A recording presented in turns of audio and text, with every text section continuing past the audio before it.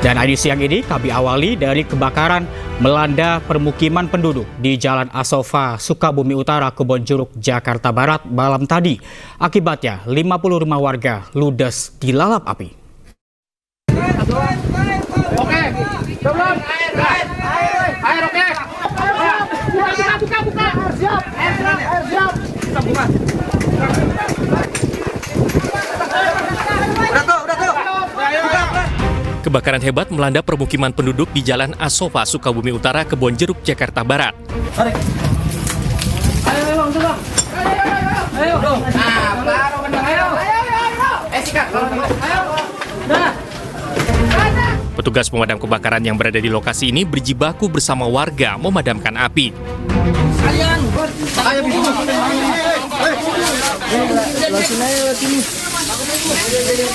Namun sulitnya akses menuju lokasi dan material yang mudah terbakar menghambat proses pemadaman.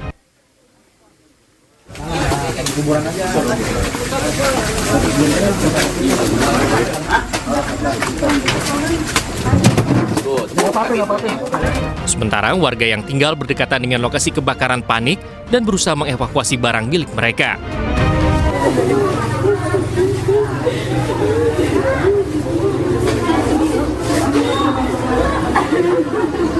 Menurut warga, penyebab kebakaran ini diduga berasal dari korsleting listrik dan sedikitnya 50 rumah ludes terbakar. Ya, mungkin ada klesek-klesek itu dari saluran pendek ya. Itu udah nggak tahu udah besar, kita memadamkan susah. Itu aja mungkin yang bisa tahu ya. Jadi api langsung besar? Nah, langsung besar. Itu posisinya di tengah pemukiman atau? Enggak, di tengah sini. Masih harus gang ini. Dari rumah kontrakan atau? Enggak, bukan rumah kontrakan, rumah saya sendiri. Jadi kita punya rumah tuh dibagi-bagi gitu. Benar jangan ini kita menakar punya ruang majelis. Sekitar kalau kena ini sekitar 40-an lah ya, apa 50, sekitar 50-an lah. Proses pemadaman memakan waktu sekitar 2 jam. Total ada 26 mobil damkar gabungan yang diterjunkan ke lokasi. Tidak ada korban jiwa dalam kebakaran ini. Dari Jakarta, Ritaul Gani, iNews melaporkan. Dan untuk mengetahui informasi terkini, kita terhubung dengan rekan Hamzah Hasibuan di lokasi kebakaran di Jalan Asofa, Sukabumi Utara, Kebonjeruk, Jakarta Barat. Selamat siang Hamzah. Ada berapa bangunan yang terdampak akibat kebakaran ini? Ya, Reza dan juga pemirsa, kebakaran yang terjadi di Jalan Asofa, Kebonjeruk, Jakarta Barat mengakibatkan setidaknya 50 rumah terdampak kebakaran. Rumah-rumah ini hangus terbakar pada pukul 19.55 waktu Indonesia Barat Minggu malam tadi. Pemadam kebakaran pun berhasil memadamkan api di sekitaran pukul 1 waktu Indonesia Barat. Seperti yang terlihat di belakang saya kali ini, dapat terlihat bahwa warga sudah mencoba kembali ke TKP kebakaran untuk memeriksa rumah mereka dan mengais beberapa puing-puing yang mungkin masih bisa diselamatkan. Hingga saat ini pihak yang berwenang dibantu oleh warga juga masih mencoba membersihkan puing-puing akibat kebakaran karena puluhan rumah ini terlihat habis dilalap si jago merah pada Minggu malam tadi. Dapat kami informasikan juga sekitar 45 kakak terdampak dari kebakaran yang terjadi di Jalan Asofa, Kebonjeruk, Jakarta Barat. Saat ini tidak ada informasi korban jiwa yang terjadi di TKP kebakaran Kebonjeruk ini, dan dapat kami informasikan juga sebanyak 100 lebih warga sudah diungsikan ke salah satu tempat, yaitu lapangan Hanoman yang berlokasi tidak jauh dari lokasi kebakaran. Dinas Sosial BPBD Jakarta dan juga relawan yang dibantu para warga juga sudah menyalurkan bantuan berupa pakaian, makanan, dan kebutuhan pokok lainnya kepada warga terdampak di pengungsian yang berlokasi di lapangan Hanoman yang tidak jauh dari TKP kebakaran. Reza. Baik. Terima kasih Hamzah melaporkan langsung dari lokasi kebakaran di Kebonjeruk, Jakarta Barat. Terima kasih atas laporan Anda. Selamat siang dan selamat bertugas kembali. Kita ke informasi selanjutnya pemirsa, kepergok mencuri BBM jadi solar dari sebuah truk milik warga. Seorang lelaki di Kota Makassar nyaris tewas diamuk ratusan warga. Pelaku berhasil menyelamatkan diri setelah masuk ke sebuah gorong-gorong yang penuh dengan air.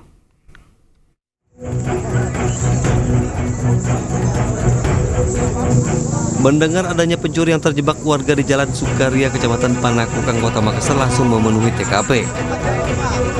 Warga yang emosi terus berdatangan mengepung lokasi persembunyian pelaku. Pelaku yang panik pun langsung bersembunyi di dalam gorong-gorong sempit yang penuh dengan air keruh. Beruntung aparat kepolisian dari Mapolsek Panakukang langsung mendatangi TKP dan mengamankan lokasi dari kerumunan warga. Pelaku baru dapat dievakuasi 1 jam kemudian. Usai polisi meminta warga untuk agak menjauh dari gorong-gorong tempat pelaku bersembunyi.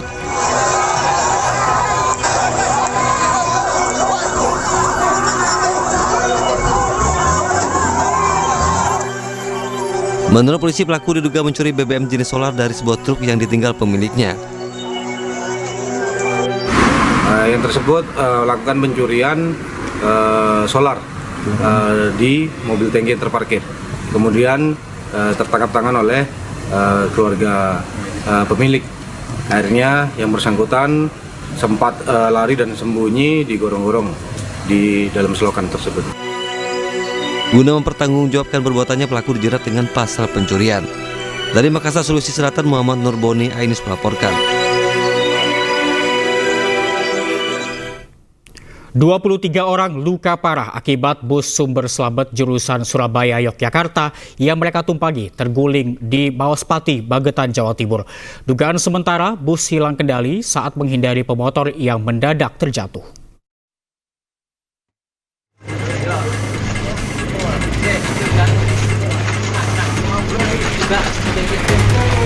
Keheningan dini hari di Desa Gulun, Maospati, Magetan, Jawa Timur berubah menjadi gempar setelah bus sumber selamat jurusan Surabaya Yogyakarta tiba-tiba hilang kendali dan terguling di Jalan Raya Ngawi, Maospati. Akibatnya 23 penumpang yang ada di dalam bus terhempas di dalam kabin. Sebagian penumpang luka-luka dan sebagian diantaranya terjepit dan tertindih penumpang lain. Kondisi kendaraan yang terbalik membuat pintu darurat tak bisa digunakan. Proses evakuasi hanya bisa dilakukan melalui kaca depan bus. Dari keterangan penumpang, kecelakaan ini bermula ketika bus melaju dari arah Magetan menuju Ngawi.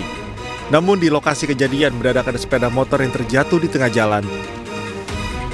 Untuk menghindari tabrakan, sopir bus langsung membanting setir hingga terguling. Motor melentang, ya toh. Nah, kita kan nggak tahu, drivernya juga nggak tahu gitu loh. Nah, di bawah jalan, di tengah jalan gitu. Kita awalnya mau menghindari. Bisnya mau menghindari tapi nggak nuntut, Mas. Nggak nuntut. Nah, kita jika dari belakangnya sepeda motor. Perkiraan sementara kendaraan bus bergerak dari arah selatan ke utara, sama-sama dari selatan ke utara. Hingga terjadi laka lantas tersebut. Sementara bersama teman-teman kita masih menangani olah TKP dan TPTKP. Demikian ya rekan-rekan. Itu menghindari motor jatuh atau seperti apa? Masih didalami. Nanti penyebabnya kita harus melakukan pemeriksaan terhadap pengemudi bus maupun pengendara sepeda motor maupun saksi. Tak ada korban jiwa dalam insiden ini dan polisi telah memeriksa pemotor serta sejumlah saksi terkait kasus ini. Dari Magetan, Jawa Timur, Asfi Manar, iNews melaporkan. Pengemudi taksi online dikeroyok oleh pengendara mobil di Jalan Tol Jakarta-Tangerang, Grogol, Petamburan, Jakarta Barat. Keributan ini diduga akibat pengendara mobil dalam pengaruh minuman beralkohol.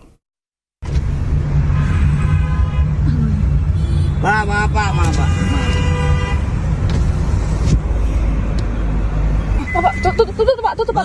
Nggak tahu, Bang, saya, Bang. Nggak tahu, Bang, saya nggak tahu, Bang. Tolong, Pak, saya mau berang. Nggak tahu, nggak tahu, Bang. Bapak, tutup, Pak. Bang, maaf, Bang. Nggak tahu, Bang. Saya nggak tahu, Bang. Tutup, Pak. Inilah rekaman video amatir yang viral di media sosial yang memperlihatkan aksi arogan pengguna jalan mengeroyok pengemudi taksi online di jalan tol dalam kota Jakarta Tangerang, Grogol, Petamburan, Jakarta Barat. Pelaku yang mengendarai mobil berwarna putih langsung berhenti di depan mobil yang dikendarai pengemudi taksi online yang tengah membawa penumpang. Tak selang berapa lama, pelaku langsung turun dan menghampiri korban, lalu menganiaya. Rekan pelaku yang berkaos kuning juga turut mengeroyok korban. Korban mengatakan peristiwa ini berawal saat dirinya tengah membawa penumpang melaju dari arah Bintaro menuju Cawang. Tepat di jalan tol Jakarta-Tangerang, kendaraan pelaku kemudian memepet mobil korban. Korban menduga pelaku dalam pengaruh minuman beralkohol. Saya di jalan tol, Mas. Saya lagi bawa penumpang. Tiba-tiba mobil yang pelaku ini di depan saya tiba-tiba langsung minggir. Nah, saya kan kaget dong, karena sama-sama pengguna, apalagi di jalur tol di tengah begitu. Nah, akhirnya kita klakson kan. Maksudnya pengen tahu nih, si pengemudi ini ngantuk apa mabok. Tapi ternyata begitu saya klakson dia marah. Atas peristiwa ini, korban mengalami luka pada bagian wajah dan baju yang dipakai robek usai ditarik pelaku. Dari Jakarta, Miftahul Gadi, iNews melaporkan. Pelaku jambret yang menyasar emak-emak bersepeda babak belur diamuk warga di Palembang, Sumatera Selatan. Korban berteriak histeris hingga mengundang banyak warga. Korban, ibu sepeda korban. Pelaku jambret meringkuk kesakitan usai menjadi bulan-bulanan warga setelah tertangkap tangan menjambret dompet seorang mama bersepeda di Jalan Patra 3, belakang Terminal Sako, Palembang, Sumatera Selatan. Korban berteriak histeris mengakibatkan warga berdatangan segera mengejar pelaku. Tak hanya pelaku jadi amukan massa, sepeda motornya pun dirusak massa yang emosi. Pelaku diamankan anggota Reskrim Polsek Sako Palembang yang kebetulan melintas. Korban langsung membuat laporan di Mapolsek Tahap Sako Palembang. Saya itu bersepeda, Pak, terus gayung. Ada ini ya, dia tuh langsung mepet saya, Pak. Setelah mepet langsung ambil itu, dompet itu, langsung lari dah. Saya ini apa tuh ngomong berteriak, jambret. Nah, ada itu laki-laki, bermotornya apa, Bu? Dari dompet yang dijambret terdapat uang berjumlah 200 ribuan rupiah dan telepon genggam. Pelaku mengaku sudah membuntuti korban sejak melintas di depan terminal. Ada yang dari belakang. Hah? Ada yang dari belakang kencang tadi, Pak. Ada warga yang ikut kejar. Oke. Ini kita sendirian? Sendirian, Pak. Kenapa mau ini, Pak, jambret ini? Pak, hilang, Pak. Hah? Hilang, Pak, Bu. Hilang. Pernah terbuang? Belum, Pak, aku. Ampun, Pak, aku terbuang, Pak. Pelaku beraksi sendirian dan mengaku baru kali ini menjambret. Kasus ini ditangani kepolisian Polsek Sako. Dari Palembang, Sumatera Selatan, Firdaus, iNews melaporkan. Terima kasih Anda masih bersama kami di iNews Siang. Pemirsa, Direktorat Reserse Kriminal Khusus Polda Sulawesi Selatan mengamankan 6 mahasiswa asal Makassar yang terlibat dalam judi online. 2 tersangka diantaranya merupakan selebgram.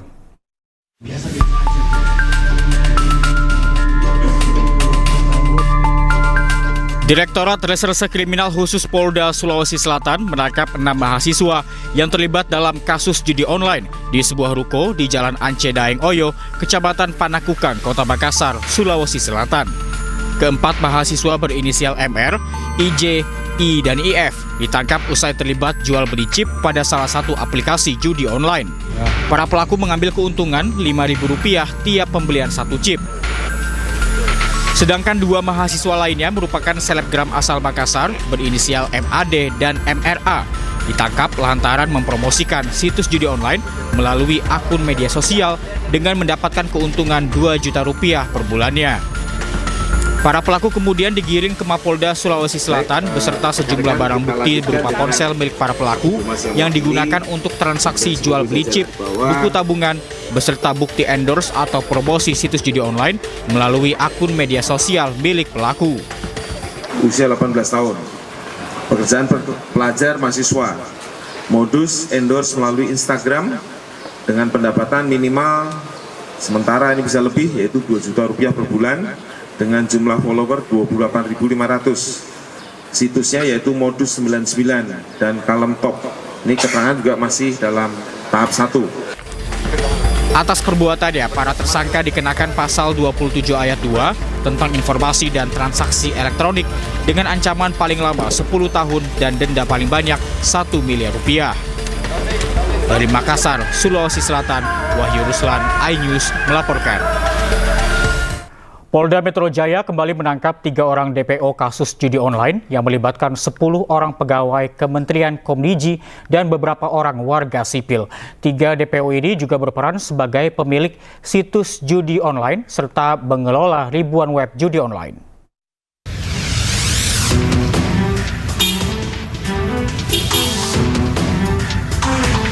Subdit Jatanras Ditreskrimum Polda Metro Jaya kembali menangkap 3 orang DPO dalam kasus judi online yang melibatkan 10 orang pegawai Kementerian Komunikasi dan Digital RI. Ketiganya, B, BK, dan HF, ditangkap saat mendarat di Bandara Soekarno-Hatta usai kembali dari luar negeri. Sama dengan penangkapan DPO HE, ketiganya berperan sebagai pemilik web judi online serta pengelola ribuan web judi online agar tidak diblokir pihak Kementerian Komunikasi dan Digital RI melalui tersangka MN yang merupakan pegawai Kementerian Komdigi. Selain menangkap pelaku, penyidik turut menyita barang bukti 3 ponsel, 3 kartu ATM, serta uang tunai senilai 600 juta rupiah yang terdiri dari mata uang rupiah dan mata uang asing. Adalah sebagai pemilik dan sekaligus pengelola ribuan web judi agar tidak diblokir oleh Komdigi. Hingga kini Polda Metro Jaya telah menangkap 22 orang tersangka yang mana 10 diantaranya merupakan pegawai Kementerian Komunikasi dan Digital RI serta 13 orang masyarakat sipil. Selain itu, penyidik masih memburu 3 DPO lainnya berinisial A, J, dan BS. Dari Jakarta, Helmi Sajangbati, iNews melaporkan. Polisi ungkap motif pembunuhan wanita yang jasadnya ditemukan di Jalan Desa wilayah Cikupa, Kabupaten Tangerang, Banten dengan kondisi terbungkus kasur. Tersangka tidak terima disebut bau badan oleh korban yang merupakan teman kencannya. Ada pembunuhan.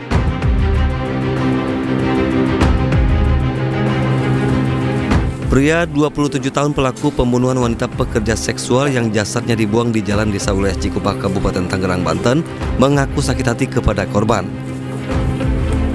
Pelaku tidak terima disebut bau badan usai melakukan hubungan intim.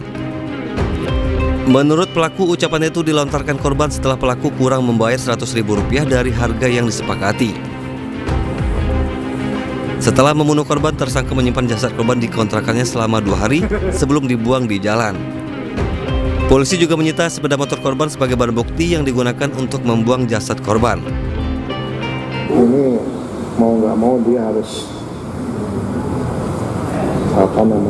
menyingkirkan mayatnya ini. TKP ini sudah ketakutan ya karena melihat ada orang yang melintas di situ, gitu. Sehingga mayatnya ditaruh di jalan tersebut. Sebelumnya, warga Talaga Sari, Kecamatan Cikupa, geger dengan penemuan mayat wanita terbungkus kasur pada Senin 11 November. Kondisi jasad mengenaskan dengan tangan dan kaki terikat. Pelaku berinisial HH ditangkap di kontrakannya yang tidak jauh dari lokasi penemuan mayat. Dari Kabupaten Tangerang, Banten, Aimarani, iNews melaporkan. Seorang janda penjual seblak ditemukan tewas dengan kondisi jasad dicor semen di rumah korban. Pelaku mengaku cemburu lantaran korban masih berhubungan dengan mantan suaminya.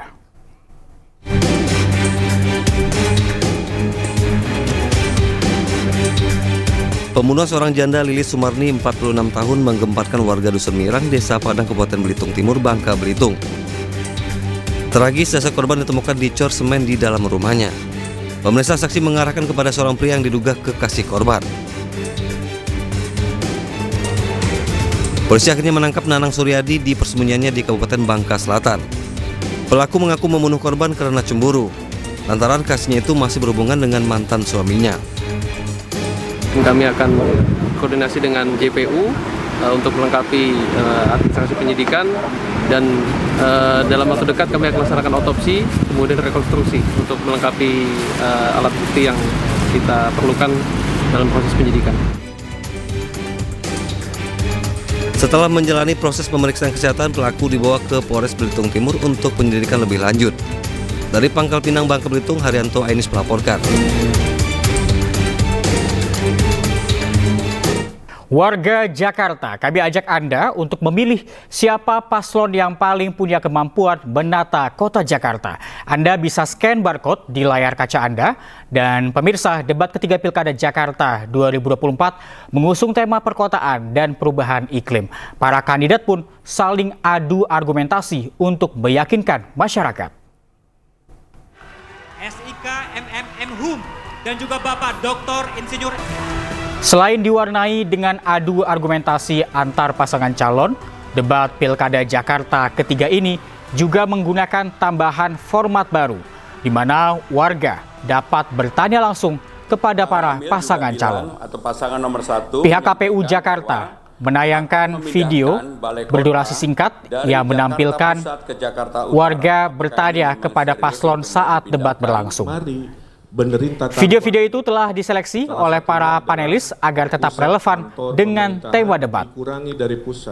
Debat kali ini menandai berakhirnya program debat Pilkada Jakarta 2024. Para paslon Cagup Cawagup telah menyampaikan visi, misi, serta sejumlah program kerja untuk Jakarta selama 5 tahun ke depan. Para pedagang menjadi malas untuk meneruskan, bahkan mereka sekarang berdagang di trotoar atau di emper-emper. Karena apa? Calon Gubernur Jakarta nomor urut 3 Pramono Anung mempertanyakan wacana Ridwan Kamil yang akan memindahkan balai kota dari Jakarta Pusat ke Jakarta Utara. Hal ini lantaran wacana pemindahan ibu kota Jawa Barat dari Bandung ke Tegalega tidak kunjung terrealisasi. Nomor 1 sempat menyampaikan bahwa sebagai Gubernur Jawa Barat akan memindahkan pusat pemerintahan dari Gedung Sate di Bandung ke Tegal Luar. Tapi tidak jadi. Kemudian baru-baru ini Kang Emil juga bilang, atau pasangan nomor 1 menyampaikan bahwa akan memindahkan balai kota dari Jakarta Pusat ke Jakarta Utara. Untuk itu kami ingin menanyakan apakah ini memang serius untuk mau dipindahkan, karena IKN kan Jakarta bukan ibu kota lagi, di pusat pemerintahan balai kota banyak sekali gedung-gedung yang akan menjadi kewenangan pemerintah Jakarta. Untuk itu apakah perlu dipindahkan? Apakah ini juga bagian dari imajinasi yang dihadirkan oleh pasangan nomor 1? Di Jawa Barat, Bandungnya udah jadi kota wisata, bercampur-campur dengan kota pemerintahan, kemacetan di mana-mana. Tentara-tentara di Bandung itu rumahnya jauh, Mas, karena dulu memang pusat militer dari zaman kolonial. Sehingga ibu kota Jawa Barat memang tidak cocok untuk ada pusat pemerintahan lagi, maka ada wacana itu. Jakarta juga sama.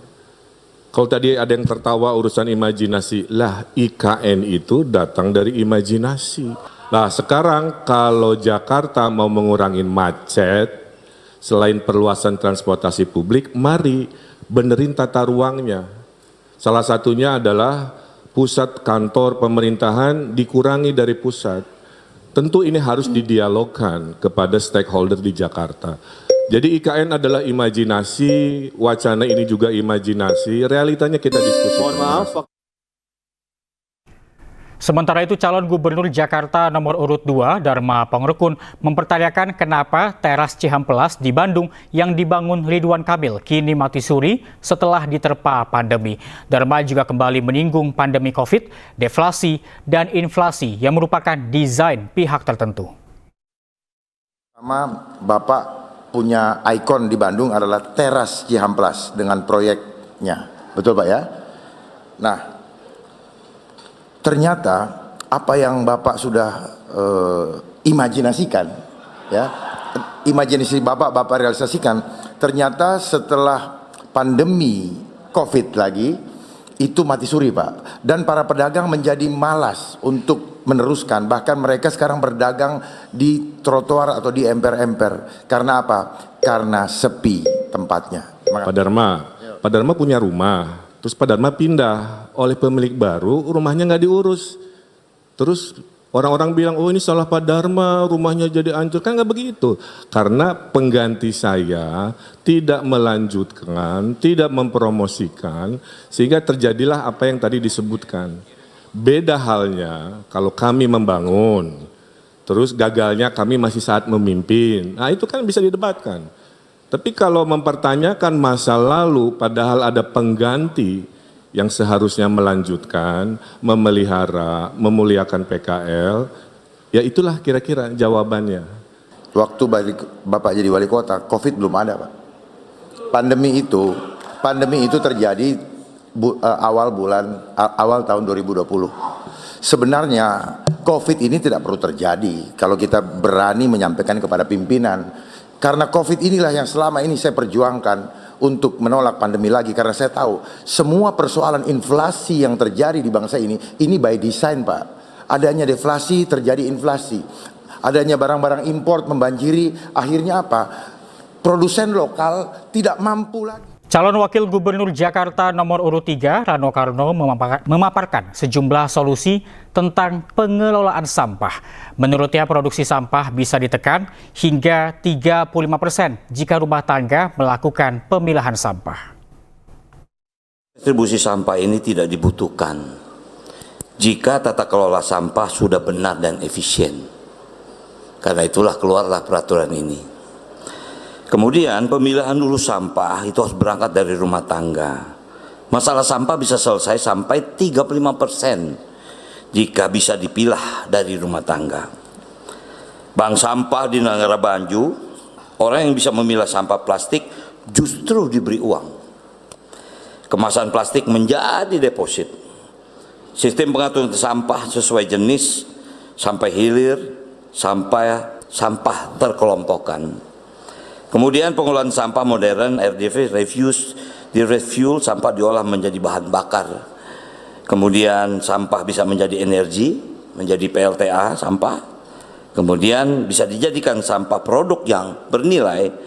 Saya punya usaha restoran, kami memilah sampah dari rumah, karton, plastiknya kami pisahkan, kami kirim ke bank sampah, dan itu menjadi pelatihan satu ekosistem dari sebuah perumahan yang memang ada di sekitar ini. Jadi mungkin saran saya nanti kita akan ciptakan ekosistem seperti ini di setiap perumahan agar sampah bisa menjadi rezeki, bukan menjadi. MNC Group melalui MNC Peduli bekerjasama dengan One Sight Essilor Luxottica Foundation dan Kementerian Kelautan dan Perikanan melaksanakan kegiatan pemeriksaan mata dan pemberian kacamata gratis serta makanan sehat untuk anak-anak sekolah dasar. Kegiatan ini merupakan bagian dari rangkaian Hari Ulang Tahun MNC Group yang ke-35.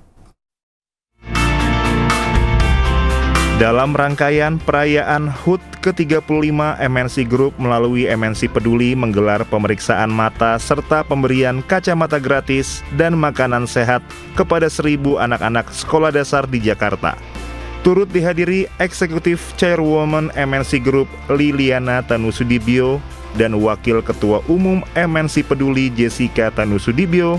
Kegiatan ini merupakan komitmen MNC Group dalam meningkatkan kualitas kesehatan dan pendidikan generasi penerus bangsa. Mata adalah pelita tubuh. Pada saat mata kita kurang maksimal, anak-anak kurang maksimal, belajarnya kurang maksimal juga. Jadi mereka harus matanya dikoreksi dengan kacamata. Kalau mereka mempunyai farsight, ya maksudnya tidak bisa melihat jauh. Pada saat mata mereka baik, tentunya mereka bisa belajar baik, bisa sosialisasi baik gitu. Harapannya anak-anak kedepannya bisa tumbuh dan kembang dengan baik, bisa konsen di kelas, bisa menjadi penerus bangsa yang luar biasa. Program MNC Peduli kali ini terlaksana berkat kerjasama dengan One Sight Essilor Luxottica Foundation dan juga dukungan penuh dari Kementerian Kelautan dan Perikanan. We are very happy to participate together with MNC Peduli and also with the Ministry of Fisheries to equip children, particularly whom is the future of the country. Meningkatkan konsumsi ikan bagi masyarakat, terutama untuk anak-anak, karena itu juga bagian dari upaya kami memperkenalkan menu ikan untuk mendukung program makan bergizi gratis. Kolaborasi ini diharapkan mampu memberikan manfaat terhadap tumbuh kembang anak-anak generasi penerus bangsa agar bisa terus berprestasi dengan kesehatan yang menunjang. Dari Jakarta, Muharlin iNews melaporkan. Pemirsa, masih di iNews yang bersama saya Rosalyn Ciu. Pemirsa, hujan deras yang disertai dengan angin kencang menerjang sejumlah wilayah di Pulau Jawa, tepatnya di Sleman dan Banyumas. Akibatnya pemirsa, sejumlah pohon besar dan papan reklame tumbang menimpa warung.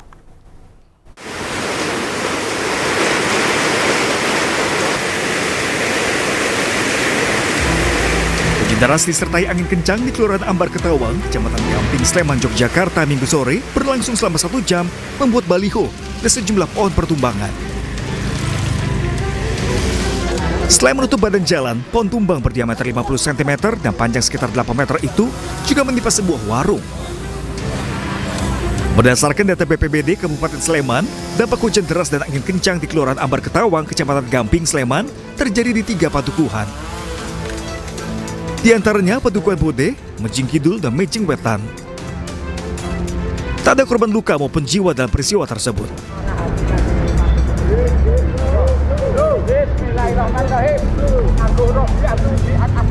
Setelah hujan dengan intensitas yang tinggi dan angin yang kencang, ini di wilayah Ambar Ketawang ada 3 titik pohon roboh.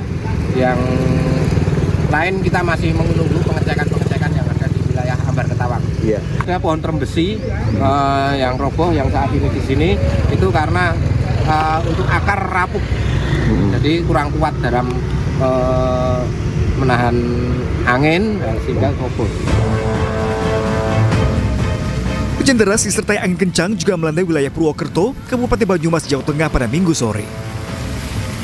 Akibatnya sebuah papan reklame raksasa yang berada di tepi jalan Gerilya yang merupakan jalur jalan nasional ambruk. Beruntung papan reklame tidak jatuh ke jalan karena tertahan kabel listrik. Imbasnya jaringan listrik di sekitar wilayah Purwokerto padam. Mbak, pas tadi sore, tadi jam 4. ada apa hujan? Hujan angin. Hujan angin? Ya. Terus tiba-tiba bercampur angin terus. Pemirsa, ribuan warga Muara Gembong, Bekasi, Jawa Barat 3 hari terakhir harus merasakan dampak dari banjirop yang menggenangi wilayah permukiman mereka. 3 hari terendam banjir, warga pun mengeluhkan belum adanya bantuan dari pemerintah setempat.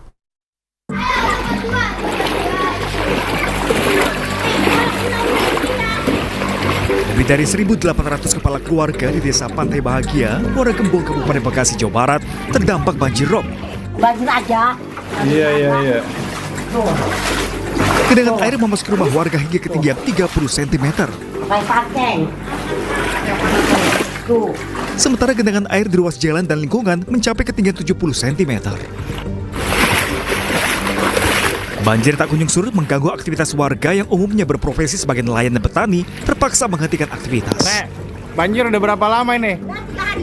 Dari pemerintah atau kabupaten belum ada bantuan apa-apa, baik karung maupun sembako itu belum ada apa-apa.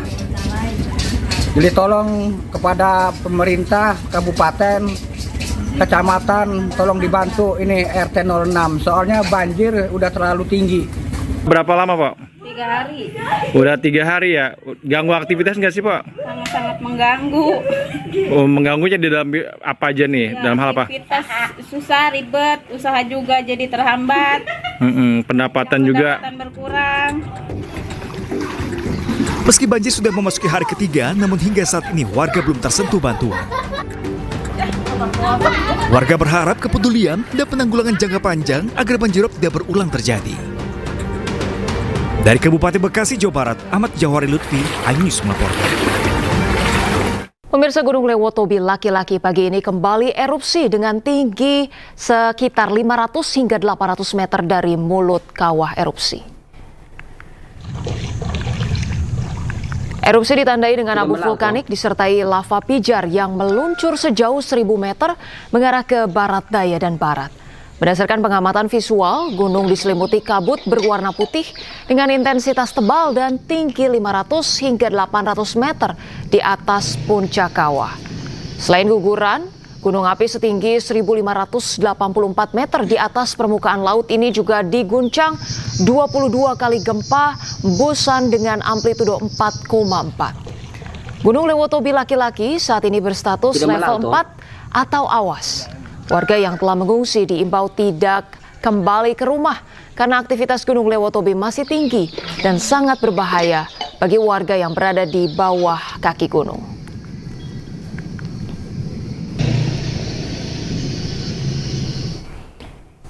Ya, dan pemirsa, kita akan melihat kondisi terkini di salah satu posko pengungsi di Desa Egon, Kabupaten Sika, NTT. Sudah ada rekan kami Joni Nura di sana. Ya, baik. Selamat siang. Selamat siang Pak Mas Joni. Ini bagaimana kondisi terkini di tempat pengungsian tempat Anda berada saat ini? Silakan dengan laporan Anda. Baik, selamat siang Rosalin. Sekarang saya sedang berada di Desa Egon, Kecamatan Wajete, di mana salah satu kamp pengungsian korban letusan Gunung Lewotobi laki-laki yang berada di Kabupaten Flores Timur. Saat ini pengungsi yang berada di Desa Egon, Kecamatan Wajete, Kabupaten Sika ini sangat membutuhkan bantuan dari pemerintah dan pihak-pihak ketiga. Bantuan yang mereka butuhkan berupa kasur, tikar, kipas angin. Kipas angin mereka minta karena bahwa tenda yang mereka diami ini cukup pendek dan pada siang hari cuacanya cukup panas sehingga para pengungsi lebih banyak keluar dari tenda dan mencari tempat yang teduh. Dapat saya laporkan juga Rosalin bahwa saat ini di Desa Egon, Kabupaten Sika, Kecamatan Wajete sendiri sedang terjadi hujan yang deras sehingga para pengungsi kembali masuk ke dalam tenda dan bersiap-siap karena takutnya air hujan akan masuk ke dalam tenda yang mereka diami, Rosalin. Mungkin Rosalin dan pemirsa bisa melihat terkini kondisi di Desa Egon, Kecamatan Wajete, Kabupaten Sika, kondisi para pengungsi, Rosalin. Baik Rosalin, ini dapat saya sampaikan bahwa saat ini telah terjadi hujan yang deras di lokasi posko pengungsian di Desa Egon, Kabupaten Sika sendiri, Rosalin. Para pengungsi lebih banyak memilih masuk ke dalam tenda dan berdiam diri karena hujannya cukup deras. Dari sisi lain ada juga para pengungsi yang berada di tenda DPB ini sendiri juga ada yang berbaring, anak-anak bermain, dan sempat terdengar juga bunyi guntur yang cukup kuat, Rosalin, sehingga membuat para pengungsi takut dan menutup telinganya, Rosalin. Sekitar berapa orang yang ya? Pengungsi yang berada di Desa Egon, Kecamatan Wajete sendiri berjumlah 1.192 jiwa. Itu terdiri dari anak-anak, lansia, dan orang dewasa, Rosalin. Baik, Joni, bagaimana dengan kondisi kesehatan para pengungsi, Joni? Apakah kemudian tenaga medis dan juga dokter ataupun puskesmas terdekat ini bisa diakses oleh para warga pengungsi, Joni? Baik, Rosalin, dapat saya sampaikan bahwa pemerintah Kabupaten Sika sendiri juga sudah menyediakan posko kesehatan di mana berada di dekat tenda pengungsian. Namun siang tadi saya bertemu salah satu keluarga yang mengatakan bahwa anaknya menderita sakit diare muntaber sudah 2 hari. Dikarenakan karena posko yang mereka tidak tahu, tenda yang mereka tiduri kurang nyaman karena tidak memiliki kasur dan tikar. Iya. Mereka hanya tidur beralaskan terpal, Rosalin. Baik, terima kasih Joni Nura melaporkan langsung dari Desa Egon. Selamat bertugas kembali, tetap jaga kesehatan. Joni, terima kasih. Baik pemirsa, kita ke informasi lainnya. PJ Bupati Flores Timur Sulastri Rashid ditegur oleh Menteri Perumahan dan Kawasan Permukiman Marwarar Sirait saat mengunjungi lokasi pembangunan rumah korban erupsi Gunung Lewotobi laki-laki. Teguran disampaikan akibat Sulastri yang tidak memeriksa lokasi terlebih dahulu sebelum dilakukan kunjungan. Bu, saya mau tanya, Ibu kan mau usulkan 2 lokasi ini kan? Iya. Ibu pernah kesini nggak? Baru mau 1 kali. Jadi belum pernah ya? Baru sekali sama saya kan? Iya, Bapak. Ibu kalau usulkan harus cek, Bu. Iya, benar. Ya, supaya... Memang kita naik nih, Bapak. Maksud saya Ibu harusnya cek dulu. Jangan Ibu usulkan dulu, baru Ibu cek ya. Cek dulu baru usulkan. PJ Bupati Flores Timur Sulastri H.I. Rashid ditegur Menteri Perubahan Republik Indonesia Marwarar Sirait saat meninjau lokasi untuk relokasi pembangunan rumah korban erupsi Lewotobi di Kecamatan Titehena Rabu lalu. Teguran itu disampaikan lantaran diketahui PJ Bupati Vlottim ini baru pertama kali mengunjungi lokasi relokasi. Padahal ia yang mengusulkan lokasi tersebut dijadikan tempat relokasi rumah warga. Bapak udah pernah kesana belum? Saya belum, Pak. Bapak tolonglah kalau gini Pak, Bu, saya izin sekali Bu. Ini kalau boleh Ibu survei dulu dan timnya Ibu ya. Tim saya sudah turun, Pak. Pak, saya menteri saja. Ini beliau kepala BNPB turun tangan langsung. Jadi saya nggak pakai tim-timan, Pak, ya.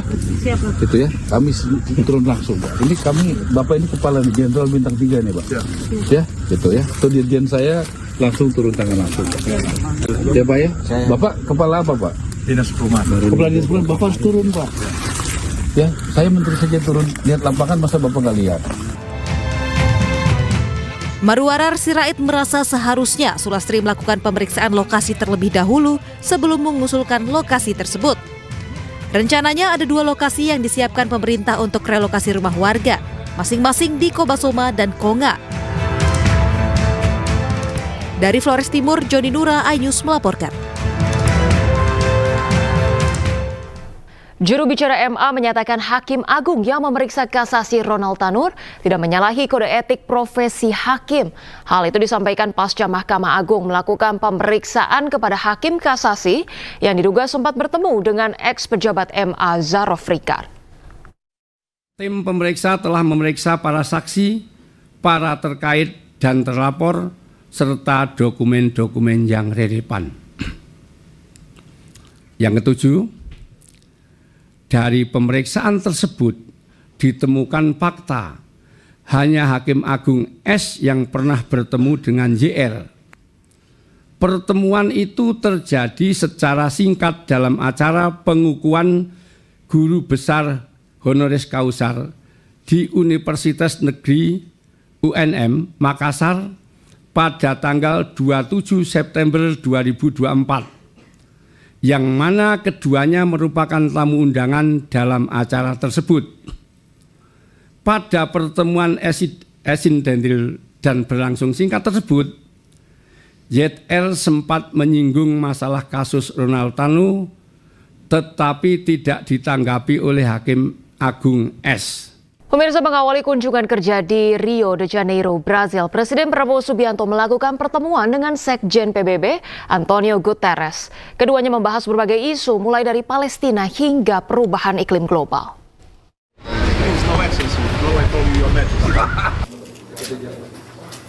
Prabowo Subianto menyambut langsung kedatangan Antonio dan berfoto bersama di depan bendera merah putih dan bendera PBB. Keduanya juga sempat menyapa para awak media yang meliput agenda pertemuan bilateral ini. Pada pertemuan ini, Prabowo Subianto menyatakan komitmen sepenuhnya untuk mendukung seluruh upaya PBB dalam berbagai isu global seperti isu ketahanan pangan, kemiskinan, isu pelanggaran hak asasi manusia, dan hukum internasional khususnya di Palestina. On record as saying that we will support peacekeeping forces in the event there's a possibility of ceasefire and the need for internationally mandated peacekeeping forces. We are ready to provide the forces. Sekjen PBB dalam pertemuan ini menyatakan bahwa Indonesia dianggap sebagai negara yang berhasil memainkan peran penting dalam konferensi tingkat tinggi untuk mempersiapkan reformasi di masa depan.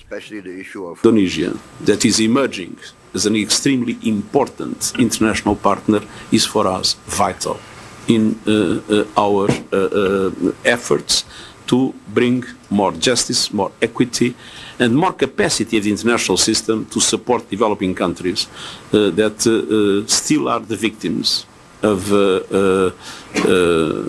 an unjust, unfair, and outdated system. Terkait isu Palestina, Sekjen PBB sepakat dengan Indonesia untuk pembentukan negara dan penentuan secara mandiri akan kemerdekaan rakyat Palestina. Tim Liputan iNews melaporkan.